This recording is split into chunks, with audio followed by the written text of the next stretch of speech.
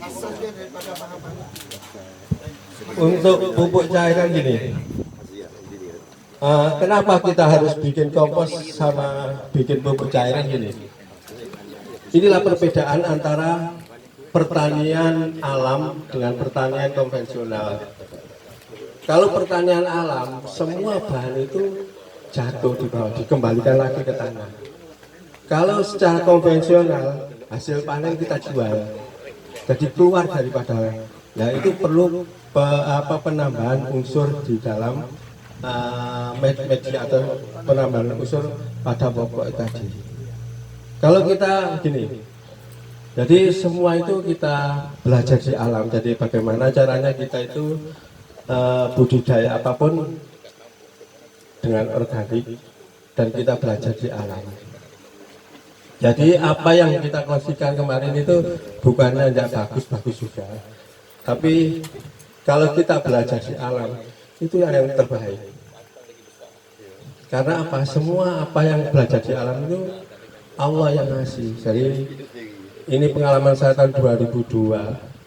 Pada waktu itu ya kita cerita sedikit. Saya di Kawah Ijen, di Gunung Ijen sana di Banyuwangi. Yang namanya manusia itu ada titik jenuhnya, ada titik jenuhnya. Sehingga untuk mengembalikan kepenatan ini saya lari ke hutan. Jadi saya bukan lari ke hutan, saya berada di pinggir hutan. Saya diam aja. Kenapa tanaman di hutan itu kok bisa subur? Tidak ada penyakit, tidak ada apa-apa. Tidak, istilah tanaman di hutan itu tidak ada sama sekali campur manusia. Nah, tanaman dari mana dia nutrisinya? Dia untuk menjaga nutrisi dia sendiri itu dia menggugurkan daun, menggugurkan buah, bahkan menggugurkan ranting. Jadi dia untuk apa? Untuk menjaga nutrisi apa yang ada di. Jadi biar nutrisi terjaga. Fungsinya untuk makanan untuk sekelompoknya dia itu saja. Bukan satu macam tanaman, tapi berbagai macam tanaman. Makanya saya seringkali bilang, kalau membuat kompos atau pupuk cair, paling nggak minimal itu ada 7 bahan. Ya, jenis bahan, 7 jenis bahan. Kalau makin banyak, makin bagus. Kan gitu. Jadi setelah itu, setelah saya melihat, akhirnya saya membeli benih berbagai jenis tanaman, seperti cabai apa ya, saya tebar. Enggak, dalam 1 minggu semua tumbuh semua. Tanpa saya kasih pupuk apapun. Bahkan setelah saya 1 bulan ke sana itu tumbuhnya sudah subur. Enggak ada 3 bulan sudah keluar bunga namanya cabai dan hidupnya juga lama. Saya ada di rumah ya, di tempat saya.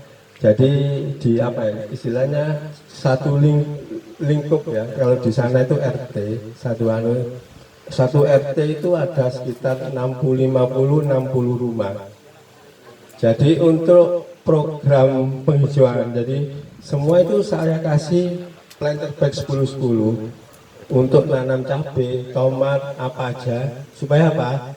Jadi kita untuk menekan kos daripada dia mau masak ini tinggal ambil sendiri. Jadi itu aja namanya cabai merah yang panjang-panjang semua, cabai merah, tomato, sama cabai kecil sama terong itu 1 tahun ini belum mati.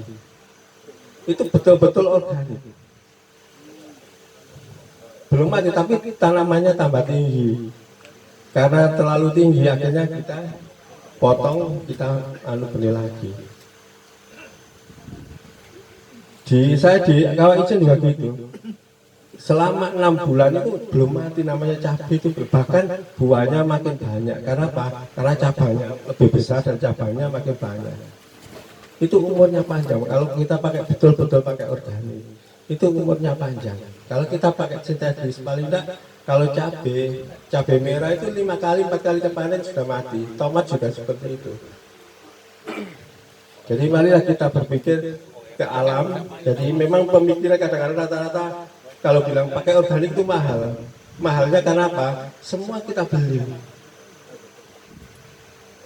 Rata-rata para ahli yang menyebutkan jangan jangan taruh daun-daunan di pokok, semua pokok, karena itu menyebabkan jamur, menyebabkan ya kulat ya, bakteri.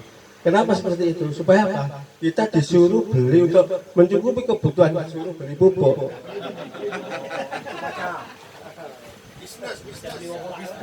Rata-rata seperti itu. Karena apa? Mahalnya itu karena semua itu kita beli. Itu yang menyebabkan mahal. Bahkan seperti E4 itu bukannya nggak baik, itu baik. Kan gitu. Tapi yang terbaik pakai mikroorganisme lokal. Yang kita sayangkan, kenapa harus beli? Di lingkungan kita itu banyak yang lebih bagus. Kan gitu. Kenapa kita harus beli dengan harga yang mahal? Kalau nggak salah, kalau di sini sekitar 40 ringgit nih, satu botol 1 liter. Jadi di sekitar kita itu banyak Pak, di bawah pisang, terutama kalau di hutan lebat ya, yang banyak daunnya sampai tebal, itu di dalamnya itu mikroorganisme banyak sekali. Dan semua kehidupannya perlu keseimbangan. Jadi kalau memberi unsur, kadang-kadang petani kan ini, ada yang jual FAA, kita beli, ada yang jual ini kita beli. FAA itu cuma asam amino yang tinggi kan, tapi unsur yang lain cuma sedikit. Kalau satu bahan kita aplikasikan terus menerus itu mengakibatkan nggak baik. Sama dengan oksigen, oksigen baik. Kalau kita terlalu berlebihan, akhirnya apa? Nggak baik bagi kita, mati kalau kebanyakan oksigen. Kan gitu. Jadi semua itu perlu keseimbangan. Mikroba juga gitu, perlu keseimbangan di dalamnya. Tanaman juga gitu, perlu keseimbangan. Yang penting bagaimana caranya kita itu memuliakan tanaman. Jadi apa keperluan tanaman itu kita cukupi. Jadi kita muliakan. Supaya apa? Tanaman itu juga memuliakan kita. Kalau tanaman betul-betul kita muliakan, apa kebutuhan kita cukupi, insya Allah kita juga dimuliakan. Kan gitu, timbal keseimbangannya kan di situ. Kalau tanaman kita itu nggak kita muliakan, terus dia kepingin saya ingin dimuliakan tanaman, ya nggak bisa. Tetap harus kita, jadi keperluan tanaman itu harus kita dengan cara apa? Memberi nutrisi yang cukup. Kan gitu. Nah manusia juga gitu, perlu namanya 4 sehat 5 sempurna kan gitu.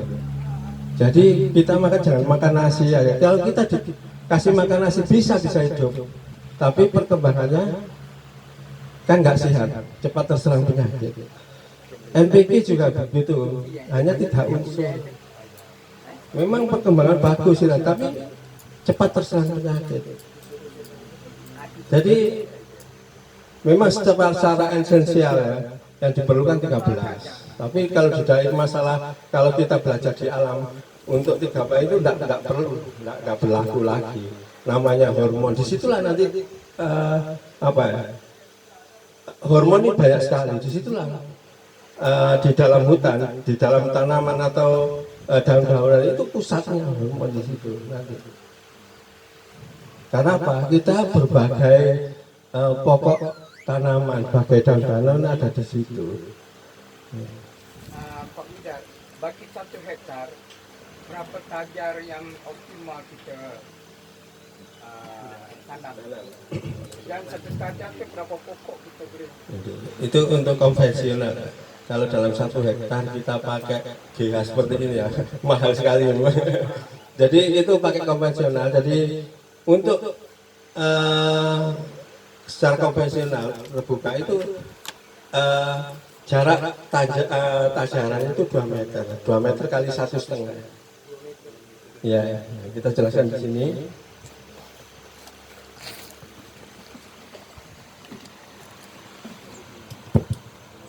Jadi kalau saya katakanlah kita yang paling bagus itu arah ke selatan utara. Supaya apa? Sinar mataharinya itu penuh. Yang paling bagus. Jadi ini tanjakan hidup ya. Jarak 2 meter.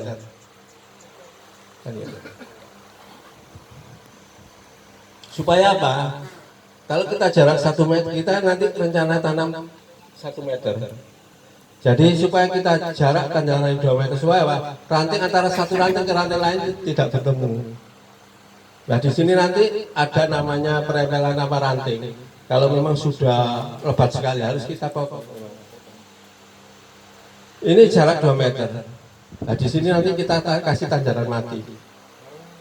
Di sini kita kasih tanjakan mati, tanjakan mati. Di sini juga ini 1,5 meter. Ini juga ini kan hidup, Pak. Nah di sini kali ini hidup kita kasih tanjakan mati di sini. Di sini dari ini tanjakan mati di sini hidup. Supaya apa? Supaya ranting itu enggak, karena ini jarak 1,5 meter kan. Jadi harus berselang-seling ini. Ini hidup berarti yang di sini mati.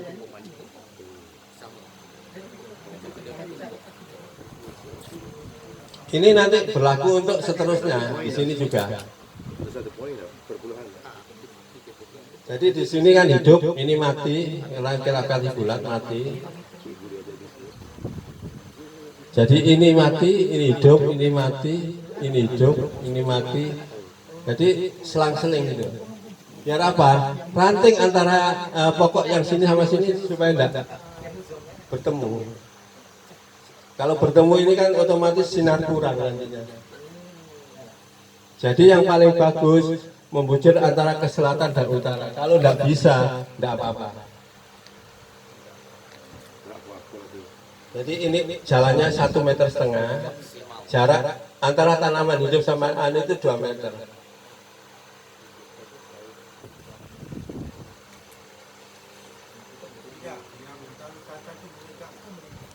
Apa ya? Yang sebaik. Dan selatan. Itu melintang ya, melintang ke selatan utara. Itu yang paling bagus. Selanjutnya setelah ini kan ini tanaman hidup, ini mati, ini hidup lagi. Ini di atas itu kita kasih apa aja, kayu atau apa, supaya apa? Supaya vanila itu kita naik turun untuk naik turunnya. Jadi kita kasih kayu atau apa nanti. Lah satu pokok paling enggak kita kasih 2 lah. Kalau untuk konvensional kita kasih 4, tapi kurang maksimal nanti hasil panennya. Paling enggak ya 2 kita kasih. Satu pokok itu 2 vanila. Begitu ya, 2 keratan.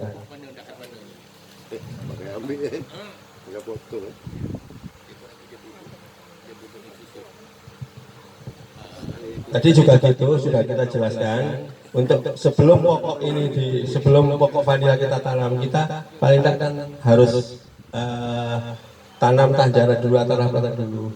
Paling tidak kita lubangi 30 cm. Jadi sininya 30 dan 30. Itu minimal. Lebih besar lebih bagus. Katakan pakai 1 meter atau 50 cm tidak apa-apa. Setelah itu yang di bawah sebelum kita tanam, yang di bawah itu kita kasih tanah campur kompos. Jadi tanah terus yang 20 cm ke atas itu kompos semua, khusus untuk vanila. Jadi yang di bawah ini kan kita masukkan 20 paling enggak 25 cm kita masukkan supaya nancap di sini. Jadi tanah campur kompos di bawahnya. Baru di atasnya itu untuk vanila betul-betul kompos yang kita pakai.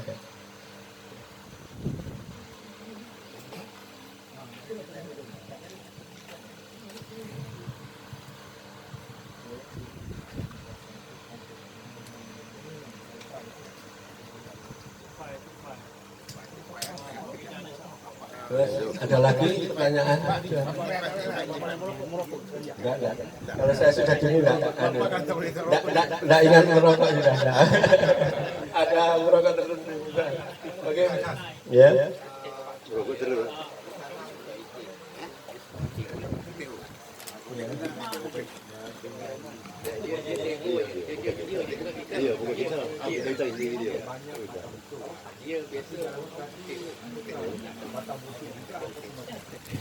Memang kalau batang busuk, makanya kita akan sudah beberapa kali saya uji coba.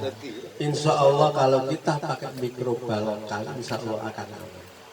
Tapi yang penting dalam penanaman itu harus kompos, tidak boleh ada tanah. Memang menurut aturan yang paling bagus itu tanah lempung berpasir atau berkerikil, kan gitu. Tapi itu masih ada busuk, nggak bisa. Ya, tapi kalau pakai kompos itu betul-betul insya Allah akan. Karena apa? Kompos itu penyerapannya tinggi. Gitu. Jadi insya Allah nanti dengan kita kasih mikroba lokal, insya Allah akan aman. Makanya dalam pertanian itu yang perlu kita pegang itu ada 4, kan gitu. Yang pertama adalah pengolahan media tanam, kan gitu. Kedua, pembuatan kompos untuk penambahan nutrisi tadi. Setelah itu kan pasti ada tambahan, kan gitu.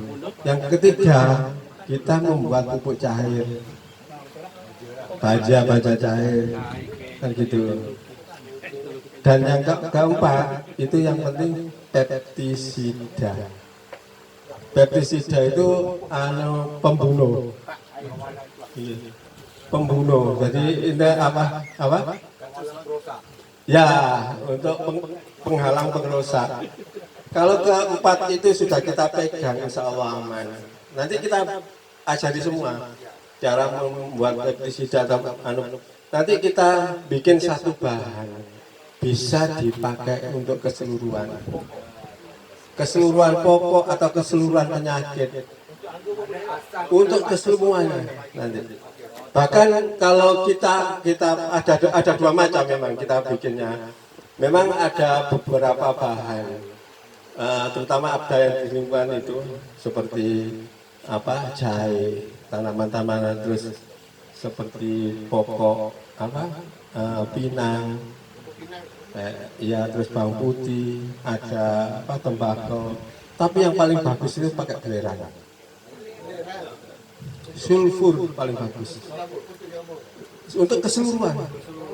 Bahkan kalau kita pakai sulfur, sistem sulfur nanti pakai sulfur, itu seperti babi nggak mau mendekat karena bau sulfur. Terus di samping itu sulfurnya nanti bisa terurai sehingga bisa dimanfaatkan oleh tanaman. Tapi kita namanya pestisida biarpun organik, kita namanya sukatan itu penting sekali. Jangan terlalu banyak, jangan terlalu sering.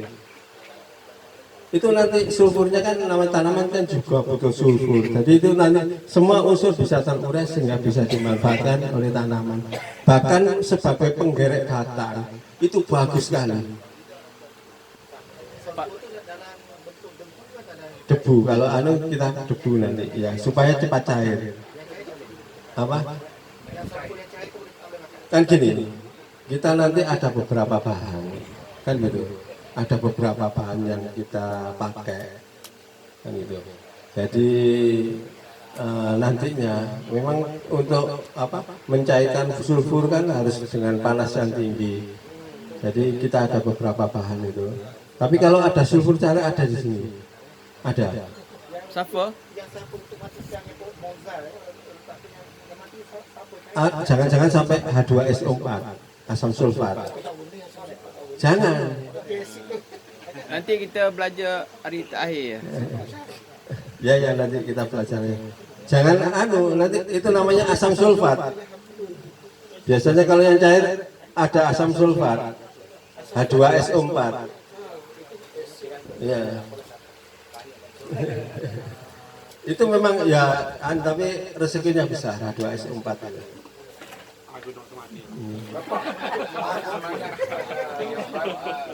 Bagaimana dengan hasilnya bagi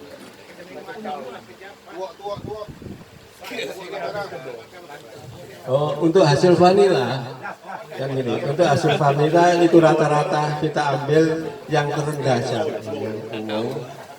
Dalam panen pertama, istilah 2 sampai 3 panen pertama itu bisa rata-rata minimal per pokok itu masih 0,5 kilo. Itu paling pertama. Setelah 3 tahun itu bisa menghasilkan minimal itu 6 biji, 6 biji minimal. Satu kering, satu kilo biji kering, 6 biji basah. Itu minimal. Tapi rata-rata itu di atas, rata ada yang 10. Tergantung kita caranya bagaimana kita itu memberi nutrisinya nanti. Sistemnya juga begitu. Nanti pada waktu kadang-kadang kita itu namanya manusia itu wajar. Kadang-kadang inginnya tergesa-gesa. Baru 2 tahun, baru sudah ingin di stressing aja. Memang banyak sekali cara stressing. Cara stressing banyak sekali. Yang paling bagus sih kita mengikuti alam aja, Pak. Pada waktu vanila itu dibuah kalau di hutan itu pasti musim kemarau. Karena apa? Pada waktu musim kemarau medianya itu kering dan ada pucuk yang busuk, bukan busuk istilahnya apa ya? Karena sinarnya panas dia itu kering. Kurang air, layu. Pucuknya itu, nah itu yang kita tiru nanti. Dalam stressing yang bagus itu memang seperti yang sering kita kongsikan di mana di grup. Jadi 1 bulan sebelum kita stressing itu kita pacu dengan baja. Jadi nutrisi tinggi nanti kita ajarkan. Kita kemarin sudah izin ke Pak Ta bagaimana kita di sini namanya ada nutrisi namanya super nutrisi namanya Tegalu itu nanti kita kongsikan itu bagaimana bahan-bahannya sudah siap semua. Nanti itu sudah kita coba beberapa kali memang di samping untuk pembuahan dia juga untuk pertumbuhan bagus. Jadi sebelum 1 minggu itu kita kasih paku, 2 minggu kita keringkan tidak siram sama sekali. Jangan takut mati, tidak akan mati. Setelah itu kita potong pucuk aja. Kalau sistem ada 2 macam kita sistem kan gini.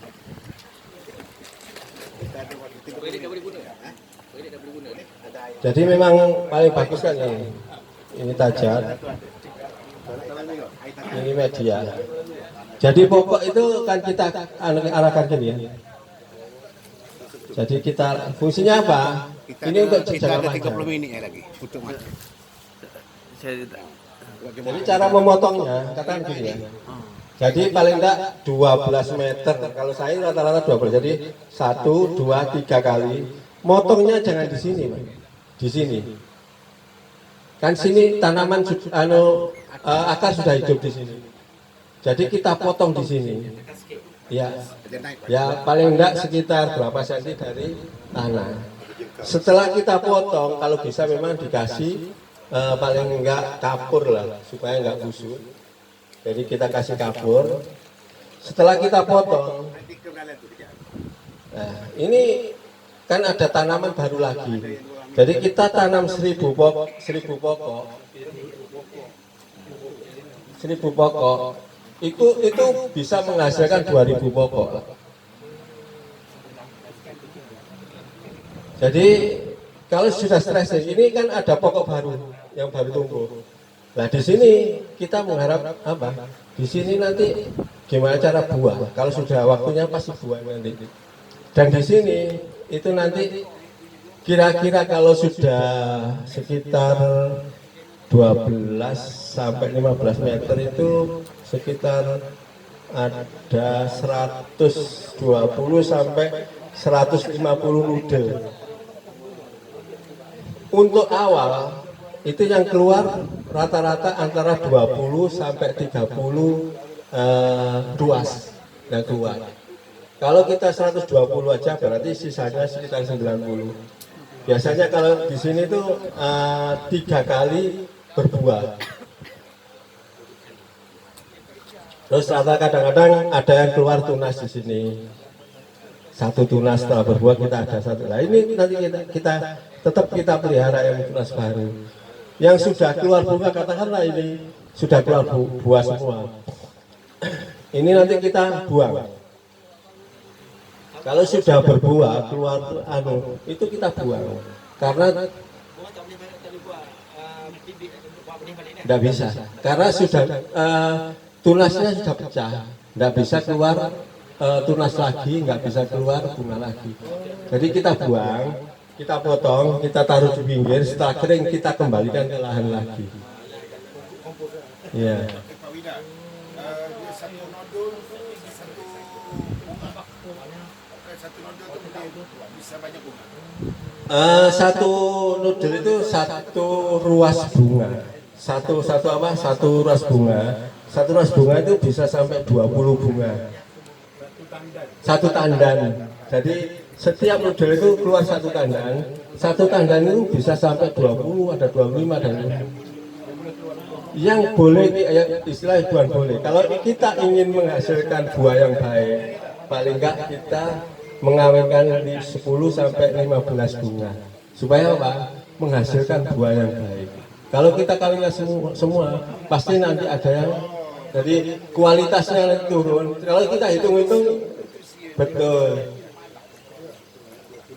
Jadi itu bisa keluar sampai, kalau bunga tandan ganda itu bisa sampai 50-60 tandan ganda itu. Satu tandan. Iya. Satu pokok bisa keluar 20 sampai 30. Makanya kalau kita memikirkan apa ya? Kalau kita berpikir namanya manusia ya, ingin nanam yang banyak. Kan gitu. Kalau kita sudah berbuah, sudah keluar bunga, katakanlah satu musim nggak banyak, 20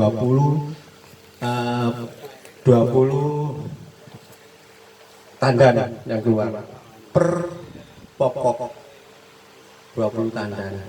Kita tanam 1000, otomatis 20.000 pokok. Tiap hari keluar bunga sekitar 20.000 bunga. Siapa nanti butuh tenaga yang banyak? Berapa duitnya Pak? Nah, makanya itu perumpamaan seperti itu. Kita tanam 1000 pokok aja kan. Kalau pada waktu musim berbunga, setiap pokok mengeluarkan 20, itu belum 30, 20 aja. Kali 1000 pokok, sudah 20 tandan. Setiap hari keluar satu bunga per tandan. Otomatis 20.000 bunga yang harus kita kawinkan setiap hari. Oh, Nah itu bisa kita akali kan gini. Bisa kita akali gimana caranya? Kita itu bagaimana supaya vanili kita itu tiap bulan panen, tidak ada musim. 1 tahun sekali Pak, tapi kita bisa mengakalinya. Katakan kita tanam 1000, yang 1 tahun kan 12 bulan. Tanam 1000, katakan ini 100 dulu kita pacu nutrisi tinggi bulan ini. 100 pokok kita pacu nutrisi, terus bulan berikutnya 100 pokok. Jadi ini nanti bisa berurutan. Betul. Itu bisa kita atur seperti itu. Jadi kita sudah tidak memikirkan 1 tahun sampai dari gimana caranya kita itu tanpa musim.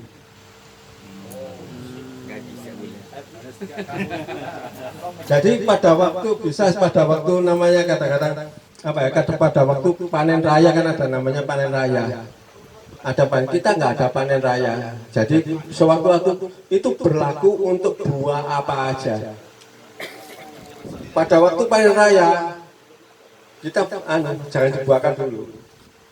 Pada waktu semua itu sudah habis kita buah, harga mahal. Ya di situ itu bisa kita atur dengan nutrisi nanti.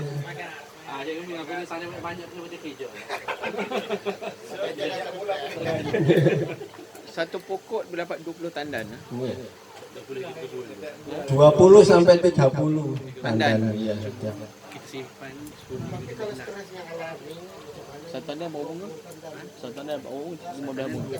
Setiap secara alami kan kalau alam secara alami jarang kalau sudah kita biarpun sistem konvensional kita tetap ya memang satu dua yang stresnya secara alami.